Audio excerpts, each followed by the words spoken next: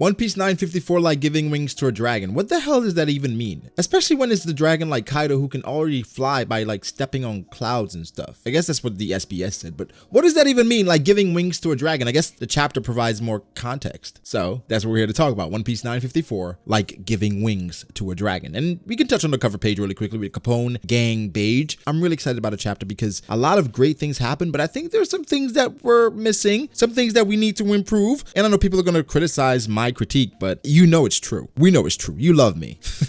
What? Anyway, One Piece 954 like giving wings to a dragon. That was the third time I've said it. That's just for you guys, so you don't forget exactly what I'm saying. But the cover page, Capone Gang Beige, he cannot pass over the red line due to the reverie, which makes sense. It's a lot going on around that area at this time. You know, Capone Gang Beige, he wants opportunities to take down strong people, but he's not going to directly engage. Like, remember at Whole Cake Island, when Capone was really going against Big Mom, like he had a plan to take her out eventually, but he wanted to do it on his own time with his own plan and his own strategy. Like, that's his thing. That's what he's into. But in a moment like this, like, no, not at all. So they're gonna have to figure out something else to do. But let's get to what we are really here to talk about. One Piece 954, like, you get the point. We left off in 953, in which was 7 days left until the raid on Onigashima. Okay, we started chapter off with 7 days left until the raid on Onigashima. And the major cliffhanger back then was Hiyori asking Zoro to kindly return Shisui to Wano. And of course, I made a video about this because I like talking about the series and giving my thoughts and my perspective on things. But I want people to understand something. The outcome of that scenario really didn't matter in regards to the video. The whole purpose of the video was the why. I guess when you're a content creator, outcome really doesn't matter much because predictions, they're fleeting. So you present a topic to talk about something else. The topic is just the grabber. That's what I'm pulling you in with. But what I want you to focus on is what I'm saying, like why I'm saying it, like characteristics, story, plot. The outcome is 50-50. It could go either way, which really doesn't matter because the story is the story. But I want you to focus in on why. So for people that's coming back and saying, oh, you took an L, I guess, and you're still gonna watch this video. So who's really taking the L, boys or girls? So, you know, it was annoying because of course people are human at the end of the day. So seeing negative comments over and over, that's why I block a lot of people, because I don't want to see that over and over. But I do understand critique. I do accept critique. But people just trolling and being petty, no, it's not a thing that I welcome. So for you guys, you're probably wondering why you can't comment right now. That's why you can't comment. And if you would like to be unblocked, you can follow me on Twitter and send me a message, and I'm probably not going to respond to it. I don't know, but follow me on Twitter at BragoDAce. Anyways, back to the chapter. Hiyori presents some key information that I was actually pretty excited about. First off, she revealed what Oden's style was, his sword style, and he has a dual long blade style. Oden has a dual long blade style, meaning he has two swords. And then Hiyori reveals the names of the two swords. Of course, we know one, which is Enma, but she gives us even more detail in regards to these two swords. Apparently, Oden entrusted these two swords to Hiyori and Momonosuke. Would you look at that? Well, the first question was when? Like, did he know he was about to die? Because of course he got executed. And I think at some point they apprehended him, and I don't know if he saw it coming and he had these things in place, because we know that they were already at the castle when Oden was boiling. But that was something interesting. Like, how did Oden do it? Like, are we going to see these series of events? And this chapter, judging by it, I don't know if we will. But anyway, we'll get into all that. But for right now, she was entrusted with Enma. Momonosuke was entrusted with Ame no Habakiri. And we had some translations here, which it says Habakiri means snake slayer, or it's like to slay the Yama no Orochi. Essentially saying that Momonosuke has a sword that should be able to take down Orochi. And of course, Oda does that all the time, in which he plays with themes and different real life things. So I don't think this necessarily means it's going to slay Orochi, because Momonosuke is nearly not strong enough, but it's something cool that Oda ties in to bring more relevance to it, right? So I like when he does that. So after Hiyori says this, the entire time Kawamatsu is trying to convince her not to do it, because Kawamatsu understands the history of these swords. Look at it from Kawamatsu's perspective. Like, he was in jail for 13 years. So Hiyori, even though she's a grown woman, to him, she looks like the young young girl that he was always trying to protect. But Hiyori, I think she's really thought it through because she's been with Zoro for a while, seeing like Zoro's ideals and things he really believes in, and she feels like this is the man that should inherit my father's sword. She touched on the origins, but did not reveal too much information as far as like who was able to carve this sword. We'll find that out eventually, but let's get to the important stuff that people really care about. Zoro's reaction to it. When I first reacted to the chapter, and you can find my reaction on my other channel, Brago the Ace, we react to the chapters as soon as they come out every time, like which would be a Thursday or whatever. But anyway, Zoro's reaction to giving up Shusui, a bit of a letdown, not because of what he did, but because of how he did it. It just seemed meh, anticlimactic. So one thing, we see Zoro's thought process. They're still talking about how Shusui happened to get in Zoro's hands, but he's thinking about, hey, I'm pretty sure Moria stole this sword. So he's trying to rationalize, hey, okay, Moria stole it. I have it. I know I spoke to Ryuma, I guess, but if it's that important to you, I guess I can return it because you're giving me a replacement, which I think it gives some deeper meaning to how Zoro really feels about his swords in general. The only sword that Zoro will never give up is Wataruichi Monji. At this point, you have to look at it from that perspective. Sendai Kitetsu, it's whatever. Shusui, it's whatever, as long as I can get a replacement for these swords. All I care about truly is Wataruichi Monji because of how it ties into my dream and my backstory. And I understand that. I guess I had different points as far as like why Zoro should not give up Shusui, and I don't think this storyline is over because as far as we know, he still hasn't gotten Enma yet. But we'll see how it plays out. I think currently Zoro's sword side story, Jesus Christ, all these goddamn messes, it's on hold for now. Like it was a major thing last chapter and the beginning of this chapter, but I think Oda strategically put it to the side for a while because there's the time skip in this chapter, and we'll get to all that. I think it's funny that Kawamatsu really doesn't know who Zoro is, in which Zoro was able to stop his slash pretty easily, but he's still like, this dude is delusional, Hiyori. Like, I don't know why you even believe anything he's saying, because Zoro is saying he crossed swords with Ryuma. To them, Ryuma has been dead for a long time. That's a sword god, and you say you fought him? This dude is crazy. Do not give him our master's sword. Like, what are you doing? But we all know what Zoro brings to the table, so it's just a funny thing. So let's transition to the flower capital. And I was really interested in the flower capital a few chapters ago when everything was going on, and then we got to it and everything was finished because we were in Udon. Well, we're back, right? And you know, the Law and Hawkins, that whole saga, that whole encounter, really intriguing because those characters, again, really intriguing. The outcome, guess what? Really intriguing. We pull up to this moment and Law, he is over Hawkins, and it seems like they had a fight and Law won. Would you look at that? To me, Hawkins was never stronger than Law. Hawkins was always a utility guy to me. I felt like he was somebody that could play support, somebody that was technical, that could catch you off guard, but for overwhelming power or just for people being overpowered, Hawkins cannot overcome that because I think at his core, he's not really a fighter. I think for him, he uses probability to get through life, to get through the One Piece world, to get through being a pirate, and that has worked so far. And we get some more information in regards to how his probability worked for him with Kaido. But what I really liked about this scene is that Law, after he had the upper hand, he did not waste any time to ask Hawkins about what happened between him, Apu, and Kid. Law is always focused on the mission. So for him, he is gathering intel. So he asked the question, what happened between you guys? I know you guys had an alliance, and now you're here in Wano and you're working for Kaido. What happened? Major developments, guys. And we always figured this a little bit. Scratchman Apu was already working on the Kaido, and he set up Hawkins and Kid. Now, the thought process of this, it's hard to come by because initially, before we got some more information, it was like, why would Kaido care about Kid and Hawkins? But then it was revealed that Kaido has been trying to build a strong army for a while. So Kaido, anyone of significance, he's going to try to recruit. And apparently Kaido does not like to kill people. He does whatever it takes to break their spirit until they submit. So for Kaido, I think it's a cool thing that I would have liked to know beforehand. Because if we knew that, it would be like, okay, you know what, now that I think about it, it's perfectly placed. Because if we had known that beforehand, we would say, okay, all right, obviously nobody's gonna die here, right? Because he doesn't like to kill people or kill people that's of note. He just wants to break their spirit so they can submit and serve him. So it was aptly placed. My bad on that. And we actually see what Kaido says to them. He says, if you become my subordinates, then I will welcome you with open arms. Who does this dude think he is? You think he's Whitebeard? Like, you think he's building this strong army of young men? Like, what are you doing, Kaido? It's just not going with his personality at all. Like, it's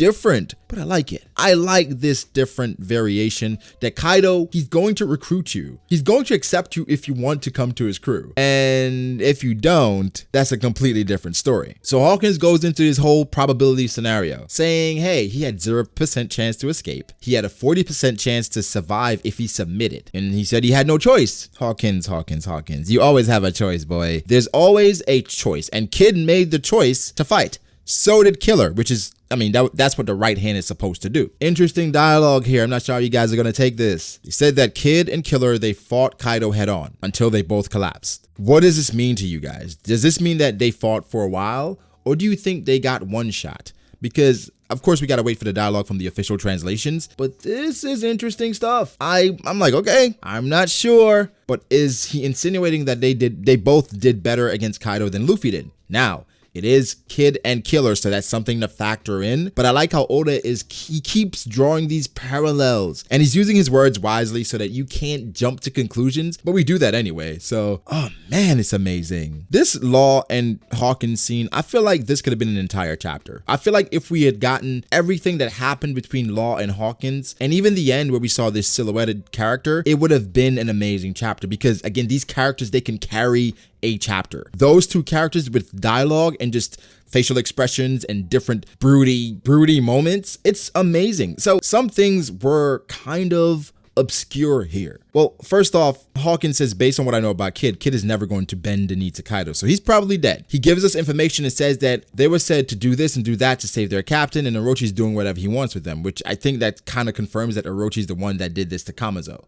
Or to Killer, rather. And Hawkins echoes what we already know. The Yonkos are monsters in comparison to regular folk. But something worries me. He says, you're doing pretty well in that alliance with Straw Hat. You came here together on good terms, but how do you feel now? Have you changed your mind? And at first I thought, is there some underlying thing here that I missed? But we have to remember that Law essentially left the alliance, quote unquote, because they were not listening to him and they were blaming him and his crew. What does this mean? Does this lead to anything? Is this dialogue going to be empty the rest of the arc? Maybe. It could just be a thing that Hawkins is trying to do to flip Law, or just to bring Law to his side. Hawkins' side, which is the side of probability. Or it could be nothing, because Law said he was not going to betray Luffy. I guess he's a pirate, so we should take him at his word. Huh? I saw people making that argument a lot, saying that Law's a pirate, he said he wasn't going to betray Luffy, so damn it, he's not going to betray Luffy. I wish life worked that way. I wish life worked in which if you say something, no matter what, you must follow through. Wouldn't life be perfect? So we'll see how that plays out. In regards to the silhouetted character, I'm not sure who that is. People were speculating it to be X Drake, which makes sense because X Drake, the last time we saw him, he was acting suspicious. So for him to be this character, I like it.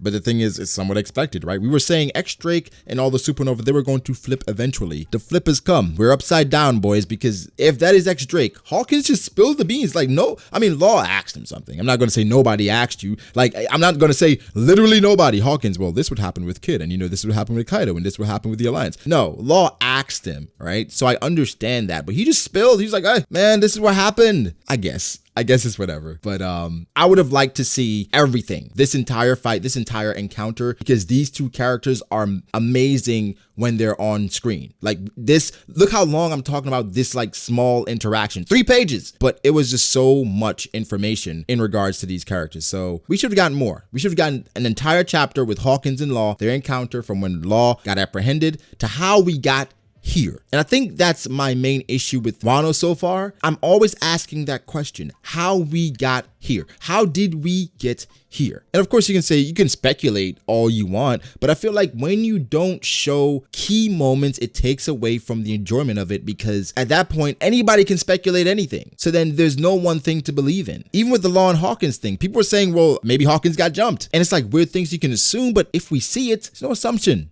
What happened. So that was my main issue with that. But again, it was an amazing scene. I reread this scene several times because Law and Hawkins, I say this every time they're in the chapters. Law and Hawkins, they're great together. Maybe too great. Because if they work together, oh my gosh, that would be amazing. When I saw the flashback to Udon Prison of Mines, I had like PTSD. I was like, oh no, we're not back here. No, no, no. I mean, it's not that bad. It's just like, I'm ready to see everything else. We conquered Udon. Why are we back here? There are other places to conquer, but Luffy's training. He's trying to get stronger to penetrate Kaido's skin, and here, girl, he's teaching him. So I get that Luffy's trying to get stronger because Luffy's going to be the main person in our squad. At this point, he should be the strongest person that we have, so he has to get stronger. They were hyping him up, saying he's punching through steel as if he's punching through jelly. This is what this guy does. He's a monster himself. So time skip, 5 days now until the raid on Onigashima, which means 2 days have passed. So we finally figure out what the meaning of the symbol was that Yasu did, those 2 lines. Essentially, it was a Habu snake, but we come to find out that all the ports of the country, they're named after animals. So for him putting the 2 lines, it changes it to a lizard. So essentially, he changed the port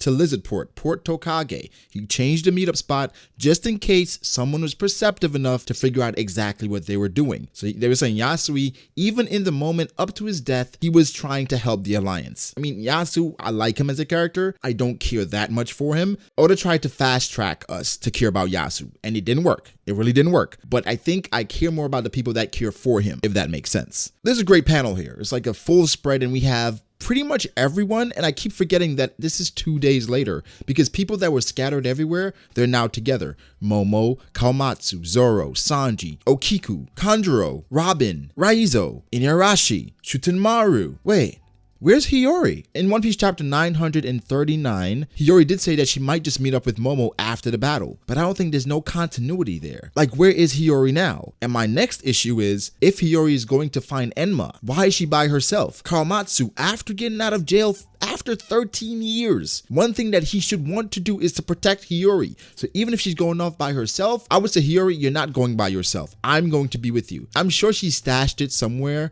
but if she's going back to Kiyoshiro, because at this point and at the end of the chapter, it's going to make more sense, but Kiyoshiro coming over to our side, the alliance, I'm not too against it now. So I'm not sure if she's going back to him to get Enma, but it's worrisome, and I don't feel the continuity with Hiyori not being here. This is a strategy meeting. Of course, she's not part of the alliance. They know she's alive. They know she exists. It's a moment that I feel like Oda is saving, and in a way, it's sacrificial to the plot because everyone is here, but she isn't. Granted, this could all change. Like, honestly, like if next chapter Oda gave us a logical explanation as to why Hiyori is not here, I'm all aboard. But if she's with Yukimaru and the only reason why she didn't go is because she's not ready to see Momo, it's like, why not? Like, what's the reason to wait till after? There's no legitimate reason for that. Other than that, it's a cool spread where they're, reminiscing about Yasu and saying that they have to do what they need to do because they're the guardians of Wano. I expect great things from all of these people. So, a cool thing. We find out that Wano actually has 2 entrances. The one, of course, we can pull your ship up with the carp, the waterfall method, but there's another method, and that's to enter a cave behind a waterfall. And they say once you get there, the cave is called Port Magura, and from there, both crew members and the cargo will be pulled up using a gondola. It makes sense for it to be an easier way to get into Wano because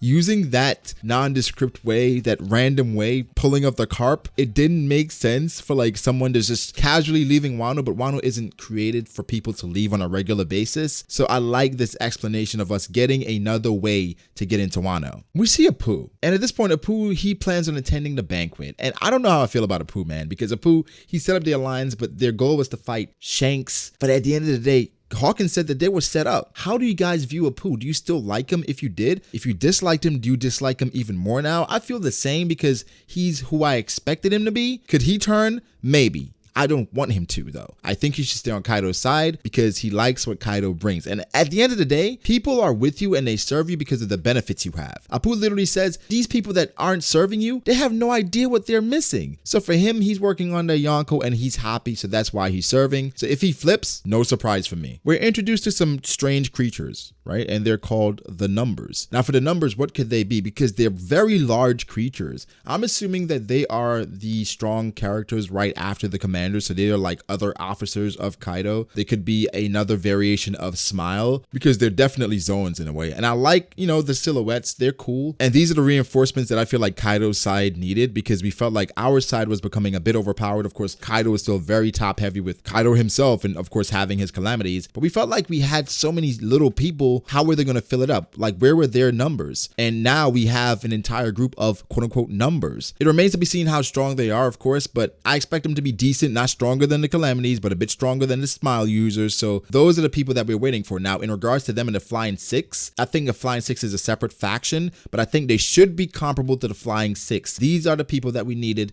to fill out Kaido's crew. Now, to make matters worse, where we thought like, okay, Kaido's crew is starting to get filled out, we find out that Kaido is actually allied with Big Mom. As amazing as this is, the hype was taken away from it because we didn't see what led up to it, right? If we had seen a conversation, even a bit of the battle, I don't really care about that, but how did you resolve your issue? Because for one, you've known each other for a while. Why did you not resolve this a while ago? Why now? So that was bothering me for a little bit. Again, it's cool. Why now? What happened? Okay, let's go back to the Whitebeard and Shanks moment. We saw everything, every single piece of dialogue. If we just saw Shanks go to Whitebeard's ship, then at the end, we saw Whitebeard and Shanks clashing with each other. It's no context. It doesn't have the same effect. But knowing what they talked about, knowing that Whitebeard got offended in some way, knowing what Shanks was there for, it builds the hype for the moment, and you feel a level of satisfaction because it's complete. In this moment, you went from the interaction, the clash, another clash, and now they're holding hands and drinking. It's a weird thing. It's hype, but it takes a bit away from it because we don't see everything. Now, the implications of Big Mom and Kaido allying, it's so much, because now you have to deal with Big Mom and Kaido. And Big Mom's crew is there, of course, not her entire crew. Is she going to call her crew? I will make a follow-up video as far as talking about the severe implications of Big Mom and Kaido being here or allying, because things just took a major twist. And the goal is not even to just take out Luffy. The goal is to take over the world. And this is big news. So amazing chapter, guys. Let me know what you think. How do you feel about the chapter about Big Mom and Kaido allying, the numbers, Law and Hawkins, Hiyori and Zoro? It's a lot of plot lines that got touched on today. I think overall 8.5 out of 10. The only reason why I'm giving it that low, even though several great things happened, we didn't see it. The two most important things I wanted to see was Law versus Hawkins and Kaido versus Big Mom. But not even the fights, the dialogue, the build-up, because that's important. For climax to happen, you have to start somewhere, get through it to enjoy that climax. Skipping around sometimes, it takes away from it a bit. And as amazing as this chapter was, as great as it was, I felt a bit empty after everything. Because I feel like the hype with Kaido and Big Mom should have a greater impact on me. So those are my thoughts. Leave your thoughts below. Make sure to like and subscribe. Thank you guys so much for your support. I appreciate it so much. You guys have been helping me out, the channel. My patrons, you guys have been amazing. Thank you. Shout out to my patrons. You guys are absolutely special. Follow me on Twitter again at BragoDAce. Follow me on Instagram at BragoD.ace. Again, subscribe for more content like this. Follow-up videos to come because we're on break next week. A lot of videos to come. So like, subscribe. I'll catch you guys in the next one. Peace.